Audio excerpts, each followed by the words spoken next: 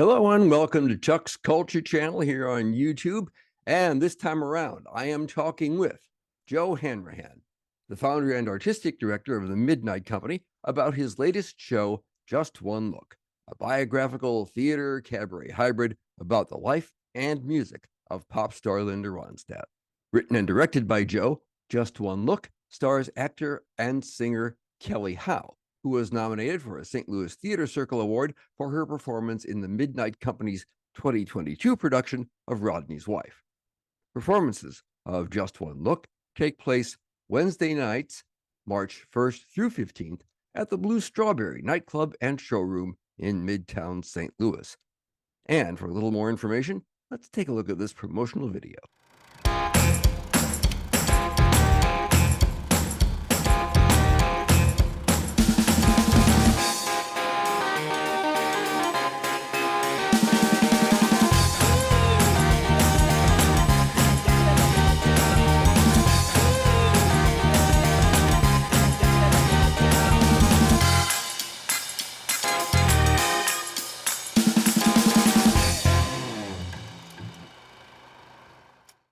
Okay, well, that'll give you some idea of what to expect when you go to see Just One Look at the Blue Strawberry. And here is the man who wrote and directed it, Joe Hanrahan. Hello, Chuck. Hey, hi, Joe. Like the fashionable pirate hat? Oh, yeah. It's, there's different interpretations. Pittsburgh Pirates, the seafaring, pirates, but it's actually pirates. It's from Disney World, Pirates of the Caribbean. Oh, okay. So it's not for National Talk Like a Pirate Day. No. Right, okay. Anyway, we are here not to talk about that, but to talk about the show that you wrote and directed and is coming up at the Blue Strawberry showroom and nightclub, which is right behind me virtually.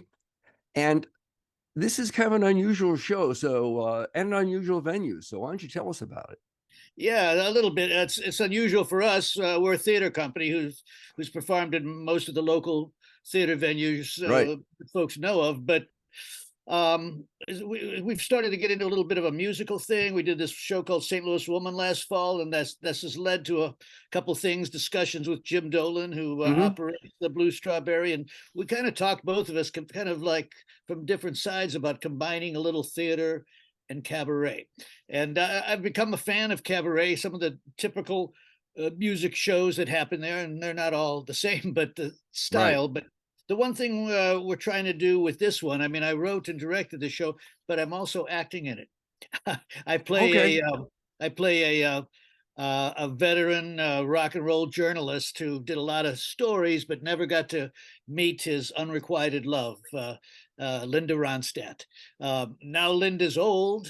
She's older. She's retired. She's ill, kind of reclusive in the desert, but I still get to talk to her. But very early in the show, as we take her back to her first musical days in LA, she becomes the young woman, and as she stays throughout the show. And we kind of go through her career, and it's a device, my being part of it, that I think would add some drama, some dialogue, but also I get to say things that she couldn't say about herself. And I can kind of like lead her through her career, and she can respond and get the songs and most of the good lines. Yes, you can be basically the narrator and framing device is what it boils down to. Exactly. Although, I hope to be part of the dynamic, part of the, the duo talking here as I interview her, and she, prod her into some memories. Now, is your journalist based on a real character, or is he just completely made up? No, it's someone I've made up, but Okay. I was a fan of all the things he wrote for back in the day. What was the genesis of this? I mean, what made you think of doing this? Jim Dolan had mentioned me doing something there, but I wasn't quite sure what exactly, but Kelly Howe and I worked on a show last summer called Rodney's Wife. Right. We were just sitting around one night, and I was talking to her about Leica, who I did the St. Louis Woman show last fall. I mentioned, well, Leica's been singing around the country. She was at a place in New York, a cabaret called Don't Tell Mamas. And Kelly said, well, I sang there for 2 years. She was a singing waitress when she was in New York, much like the Blue Strawberry. Don't Tell Mamas has a theater, but then I think it has a more separate, probably bigger piano bar. And Yeah, then yeah. Kelly would perform there, and she said, "I'd like to do a cabaret," and I said, "Well, let's do one." And then we separated, but then we came back after thinking and finding out. We came back with the same name, Linda Ronstadt, someone I Okay. love and I thought she could do, and someone she loves and wanted to do. So yeah. Do we get to hear a lot of her hits and not so big hits in this, Yeah, or we try to do as much as we can within the kind of limits we have for a show, but we certainly get the big hits that she's known for, the rock and roll and the ballads. But we also touch on the end on some of the because she was not afraid of any genre. Her Mhm. voice, she would jump into anything. I mean, and so we do that jump. She had this one point where she said, "I don't want to sing in any more football stadiums. I want to sing someplace small with a theatrical feel. I want and someplace I don't have to travel every night." A Broadway musical. So that's Mhm. when she connected with Joe Papp and got involved in Gilbert and Sullivan. And so we'll do a bit Right. for that. We'll do some of that, and then she did every kind of music. She was a guest on over 150 albums by other artists, everyone from Philip Glass to a duet with Homer Simpson. But we'll also do a selection. She did a Great American Songbook trilogy with Nelson Riddle. Mhm. Right. She What's wanted to new? do Yeah. that. She wanted to do that, and they said, "Well, she said, someone said, why don't you go ask Nelson Riddle to work with you?" She goes, "Well, he doesn't know me, and he didn't know her, and he asked his daughters about her, and his daughter told Nelson Riddle, 'Dad, the check won't bounce.'" So, and then we're going to do a bit from her Spanish album, one of Okay. the inspired by her family, and then also another song we'll do would be from. She did two albums called Trio and Trio 2 with Dolly Parton Okay. and Emmylou Harris. And we're going to do even, we got a fun line and some stuff in there where she said, "Me and Emmylou, we always, whatever song it was, we wanted Dolly to sing lead." But they all sang different. But she's going to sing one of the songs, her favorite that Dolly sang. And Well, that yeah, happened. you raise a good point there because Ronstadt really had quite an impressive range of different genres that she hit. I mean, she started off as a 60s rock singer, and as you mentioned, she played the role of Mabel in Pirates of Penzance, which is a coloratura soprano part. Yep. And right, And and Pep right after that got her into a legitimate opera, La Boheme, and that wasn't as well received as mhm, as Penzance, but she did it. yeah, She did the Cajun Roots record, Christmas. right. She did an album of rock 50s rock and roll songs that she sang as lullabies because she had adopted two kids and she wanted to do a record for them. And Mhm. one of the points we make about her is throughout her life, she did what she wanted to do. I mean, everybody would say, "Linda, you can't do that. It'll wreck your career." But she did it anyway. That was very early. I mean, the second hit she ever had was a song that's really jumped up in our national consciousness in the last week or two. Long, long time.